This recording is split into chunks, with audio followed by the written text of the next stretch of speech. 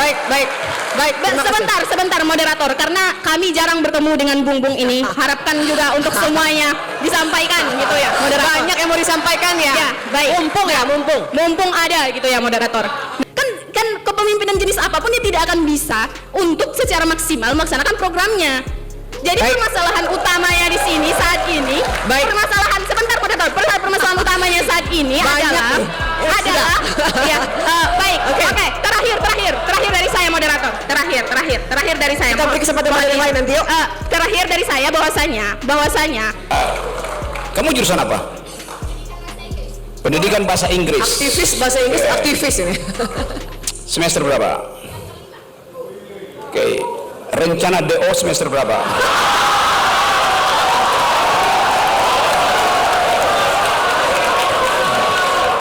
Pertanyaan saya kepada semuanya. Sebelumnya, Assalamualaikum warahmatullahi wabarakatuh. Waalaikumsalam. Perkenalkan, nama saya Tiara Masrifa Lubis. Saya perwakilan dari Universitas Muhammadiyah Profesor Dr. Hamka sekaligus anggota Ikatan Mahasiswa Muhammadiyah. Begini, membahas mengenai kepemimpinan masa depan, kaitannya dengan masa depan bangsa Indonesia ini sangat rumit dan ruwet. Karena pada saat sekarang ini, siapapun pemimpinnya, bahkan siapapun orangnya, pasti sangat tidak memungkinkan untuk melaksanakan kepemimpinannya atau programnya, terlebih-lebih berlandaskan Undang-Undang Dasar Negara yang sudah ada sebagai rujukan berbangsa dan bernegara. Seperti yang kita tahu, fakta realitasnya, fakta objektivitasnya yang ada di lapangan dan yang sama-sama kita lihat saat ini, kekuatan penguasa asing dan penguasa domestik itu menjadi faktor utama suksesi kepemimpinan, siapapun pemimpinnya. Oleh karena itu, bahkan suksesi kepemimpinan ini kita bisa lihat contohnya dalam bentuk undang-undang. Mereka bisa membuat atau membentuk undang-undang dan diciptakan dan juga dikawal seperti apa yang mereka inginkan. Kita bisa lihat salah satu contohnya adalah seperti Rempang dan juga Air Bangis saat ini yang kebetulan adalah daerah saya, yang dimana dari hal tersebut mereka menguasai kurang lebih atau lebih bahkan 30.000 hektar dengan alasan atau dalih proyek strategis nasional. Pemilu, kita sudah berkali-kali dan sudah bertahun-tahun gitu, sejak 2019 adalah puncaknya, mengenai pemilu, bahwasanya pemilu saja pada saat sekarang ini itu sudah diatur pesertanya siapa, pemenangnya pun siapa, baik itu dari presiden dan mungkin pun kemungkinan besarnya adalah anggota DPR. Baik. Sebentar moderator, karena kami jarang bertemu dengan Bung ini. Harapkan juga untuk semuanya disampaikan gitu ya, moderator. Banyak yang mau disampaikan ya. Ya, baik. Mumpung ada gitu ya, moderator. Nah, untuk hal Singkat tersebut saja. ya, untuk hal tersebut itu saat selanjutnya gitu ya. Bagaimana penguasa-penguasa kita ini adalah dikuasai oleh penguasa, kita bisa katakan gitu ya, semuanya dikuasai dan ditentukan oleh penguasa asing, oligarki, dan juga berkolaborasi dengan kepemimpinan bangsa ini. Ini kalau sudah begini sistemnya, sudah begini keadaannya, apa yang diharapkan dari kepemimpinan? Kan kepemimpinan jenis apapun dia tidak akan bisa untuk secara maksimal melaksanakan programnya. Jadi permasalahan utamanya di sini saat ini, permasalahan utamanya saat ini adalah ya, baik. Oke, terakhir dari saya, moderator. Terakhir dari saya. Kita beri kesempatan pada yang lain nanti yuk.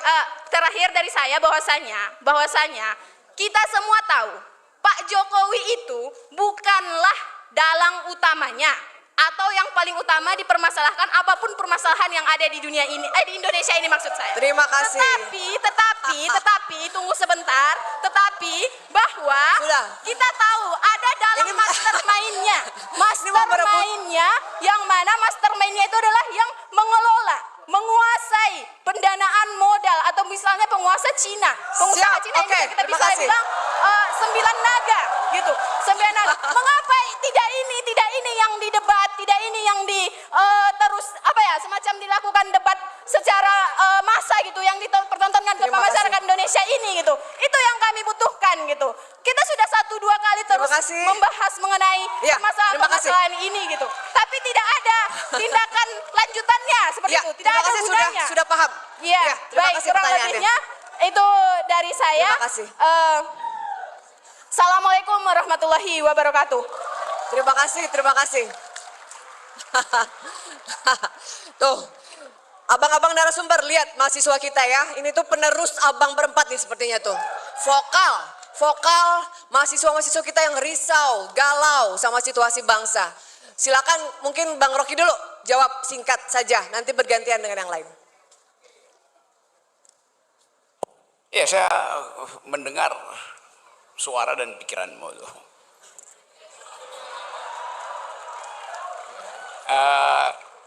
Kamu jurusan apa? Pendidikan bahasa Inggris. Aktivis bahasa Inggris, Ya. aktivis ini. Semester berapa? Oke, rencana DO semester berapa?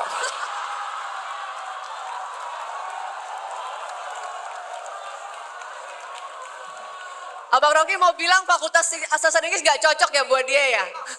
Kenapa? Karena Anda terlihat sudah menguasai semua isu.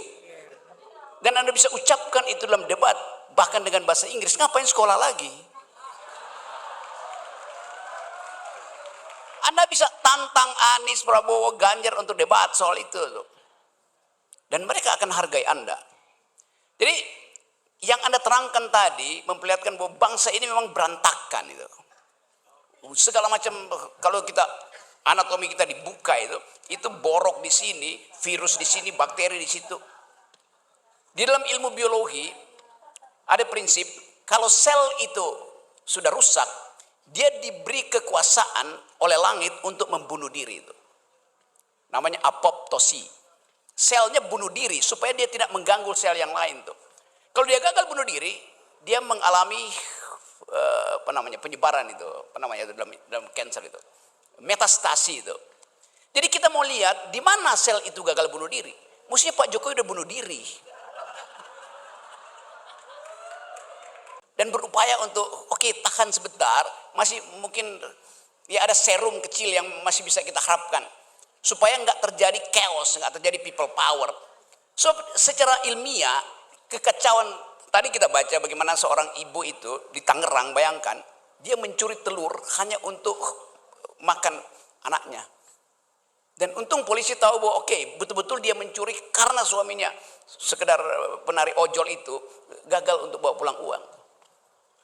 Di mana-mana kemarin saya muter-muter di Jawa Barat tuh, bertemu dengan seorang perempuan anak umur mungkin 5-6 tahun itu yang usia sekolah 7. Ngejar saya hanya untuk minta, bahkan dia bilang, saya cuma butuh 1.000-2.000 rupiah Pak sebagai jajan. Di mana-mana ada krisis sosial, itu dasarnya tuh. Jadi kita menanti satu isu yang kita tahu ini akan lumpuh sebetulnya.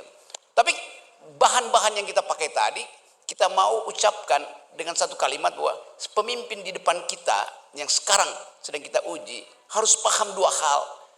Satu, perintah konstitusi untuk mensejahterakan bangsa. Dan dua, perintah konstitusi untuk ikut di dalam perdamaian dunia. Itu yang saya maksud tadi. Jadi dua hal itu memang dibebankan pada kita. Dan tadi pertanyaan Ibu moderator, kan dua-duanya